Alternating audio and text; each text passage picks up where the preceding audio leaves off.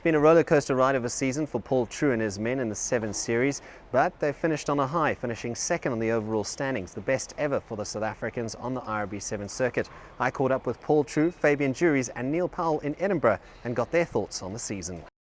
It's been a long season, it's been a grueling season, but there must be some positives that you've taken out of the season.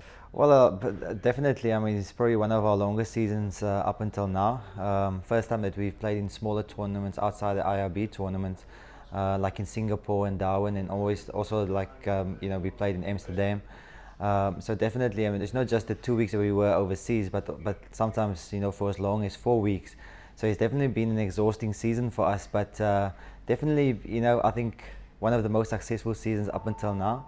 And definitely one of the highlights has been the fact that we've beaten the All Blacks and stopped their winning streak of 47 games. And I think, playing for the first time in 3 finals in a row, I think, it was an amazing achievement for the team. Paul True, in terms of your vision for the Springbok Sevens in South Africa, what is it? Can you elaborate a bit on it? Well, I've always maintained that for us to beat the teams like New Zealand and Fiji, consistently, we have to implement structures that's going to make us more competitive and for us to win tournaments. So this season we've started with the base in Stellenbosch. We started with a full contracted squad. So we had more continuity. Like a few years ago, I mean, after playing 2 tournaments, you're losing 10 players to Super 14. So there was none of that this year. And you could see the results because of that continuity in the squad, and also the time that we spent together as a team in Stellenbosch. What is your philosophy with the All Blacks? I mean, you've beaten them before in Adelaide. How do you approach it? What makes them so special and what makes them so fallible? I don't think the guys need any motivation when they play against the All Blacks. I think any team that's going to play against them will be motivated, and I think the same for us this season as well. Any team that played against us this season wanted to beat us. But definitely, I mean, it's one of these games that you will have to stay mentally focused, for the entire game, where there's going to be 14 or 20 minutes. And definitely one of the things that you can't allow to happen is to make too many mistakes. And obviously, I mean, your work ethics will have to be phenomenal for the entire game. Otherwise, you will be beaten. Paul True's had a fantastic influence on the Springbok Sevens setup. What do you think is his key to success? Yeah, I think he's one of those guys that just works hard, and he's not scared to bring in people to come and help him. I think over this year he brought in a lot of people that helped us with contact situations, with running angles and stuff like that. So he doesn't have pride to say, yeah, I did everything by myself. He always called on other people to come and help us and see where we can improve as a team. And yeah, it's one of his strengths. He's not scared to ask for help. I think he never stops thinking about the game, because even late at night he talks about the game plan and watching videos, and that's how he is. He just works hard the whole time. You have a lot of very talented players, guys like Stefan Basson, Fabian Juries, Gio Aplon. How do you coach these guys? Because they have this X factor that comes through. Is it a case of sort of managing them, coaching them? How do you approach it? Well, I think it's a mix, because I mean, you do need your game breakers like Stefan and Fabian and Gio Aplon and Renford Dazel and Vuyo Zankwa. You also need your physical players like your Frankie Horns and your Jonathan Moquenas, and you need your pace as well, like your Denwell Demas and those guys. But to bring these guys together as a unit, in one, and for them to gel as a team, I think that the team is more important than the individual.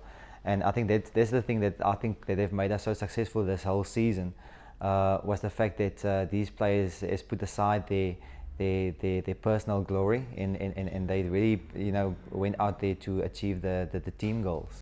And Neil Powell, arguably one of the best sevens players in South Africa, he's an inspirational leader.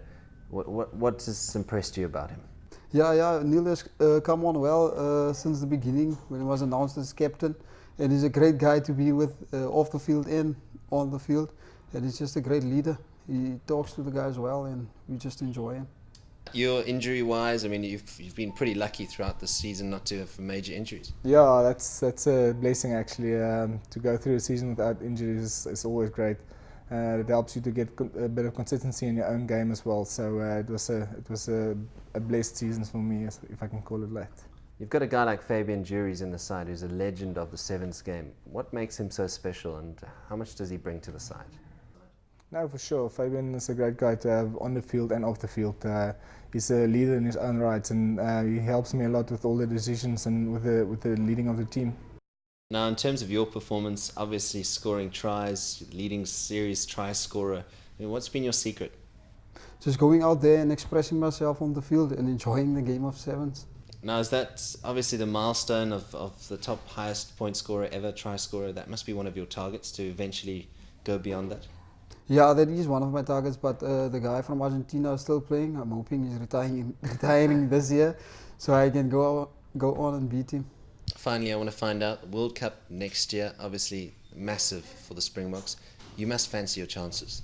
Yeah, no, for sure. Like we saw this year, that we can beat New Zealand and we can get into finals and win finals.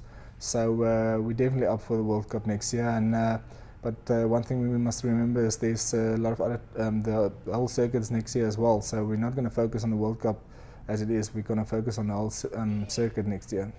I think the World Cup's very important next year, but we need to look to the whole season as well, because we play New Zealand and then San Diego, and then we go to the World Cup. So there's a lot of tournaments before that, but the World Cup will be big.